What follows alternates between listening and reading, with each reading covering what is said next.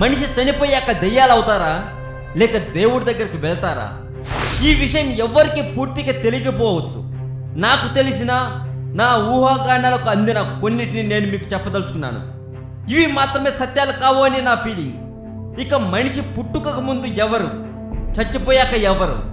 మనం అప్పుడప్పుడు వింటూ ఉంటాం, చూస్తూ ఉంటాం, పుట్టిన పాపకి చెవులకి రంధ్రాలు ఉంటాయి అని. నిజానికి ఇలాంటి సంఘటన నేను కూడా చూశాను. కానీ పుట్టిన వెంటనే వాళ్ళ చెవులకి రంధ్రాలు ఎవరు పెడతారు? అంటే పూర్వజన్మలో ఆ పాప మనిషి అనే అర్థం. ఈ జన్మలో కూడా మళ్ళీ మనిషిగానే జన్మించిందా? మన పురాణాల్లోని కొన్ని విషయాలు చెబుతూ ఉంటారు. ఈ జన్మలో చేసుకున్న పుణ్య పాపాల ఫలితమే నెక్స్ట్ జన్మకు నిర్ధారిస్తుంది అని. ఈ విషయం మీరు నమ్ముతారా? ఇలాంటి సంఘటన ఇంతకు ముందు ఒకటి జరిగింది. 4 సంవత్సరాల పిల్ల తన పూర్వజన్మ జ్ఞాపకాల్ని చెప్పుకుంది అని. అంటే మళ్ళీ మనిషిగా పుట్టే వరకు చనిపోయిన వాళ్ళు అందరూ ఆత్మరూపంలో మన చుట్టూ తిరుగుతూనే ఉంటారా? ఏది నిజం, ఏది అబద్ధం? నెక్స్ట్ వీడియోలో పూర్తి వివరాలతో మీ ముందుకు వస్తాను.